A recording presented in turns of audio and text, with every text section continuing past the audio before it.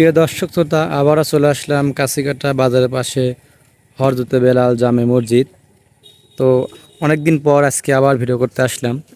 তো আপনাদের এখন মসজিদটি ঘুরে দেখাবো যে আসলে এখন আল্লাহর রহমতে কাজ কতদূর চলতেছে। তো মসজিদে শাটারের কাজ অলরেডি শেষ।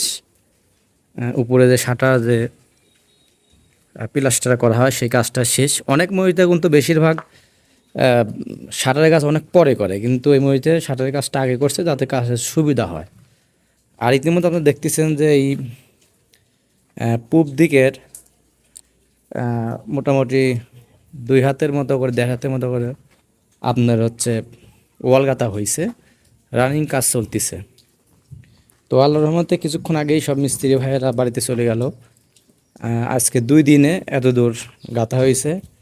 তো মেহেরামের পাশের দিকে কাজটা আগে দ্রুত করা হচ্ছে। আপনারা দেখতেছেন মোটামুটি খুব বেশি একটা বড় মেহরাম নাই, এটা আপনার একটু ছোটোর মধ্যেই মেহরামের জায়গাটা।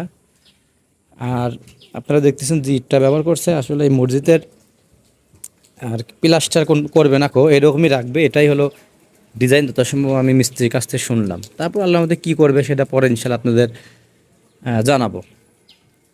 তো আপনারা আসলে আমার টুকটাক যারা ভিডিও দেখেন,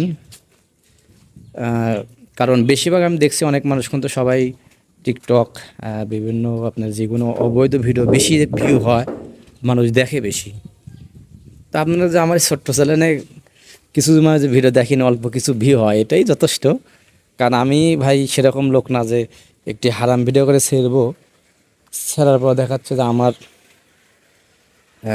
আমার কারণে আপনার পাপ হবি আর আপনার দেখি পাপ হবে, আমার পাপের ভাগ আসবি, সেটা আমি আসলেই চাই না। এই জন্য আমি এইভাবে ভিউ হোক আর না হোক পরের কথা, আমি এই হারাম ভিডিও ছেড়ে কবরে যাব না, সৎ কাজ আর হিসাবে আমি গুনে নিতে পারবো না। তো দেখতেছেন মহিতের ছাদে পানি আটকানোর ব্যবস্থা করছে।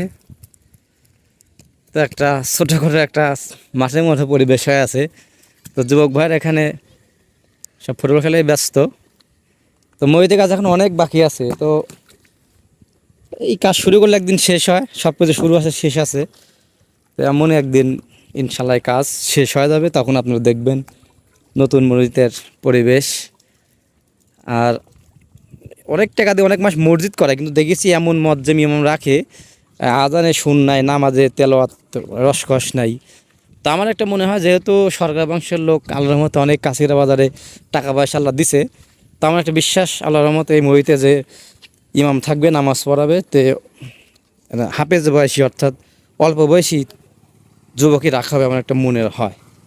তারপরে দেখা যাক সব মতে এই মসজিদটাও এরকম নাকি যে আপনার মসজিদ করে লাখ লাখ টাকা দেয়, কিন্তু ইমাম মজ্জেম রাখে বয়স্ক বয়স্ক, তেলাওয়াত সই থাকলেও কিন্তু রসকস নাই, সুন নাই, বেশি মজা পাওয়া যায় না, সেরকম হয় না, তার বিপরীত ভালো মতন রাখে। আমরা ইনশাল্লাহ দেখবো, আর আপনাদের আমি বিভিন্ন রকমের এই মসজিদের কিন্তু দেখাবো ভিডিও।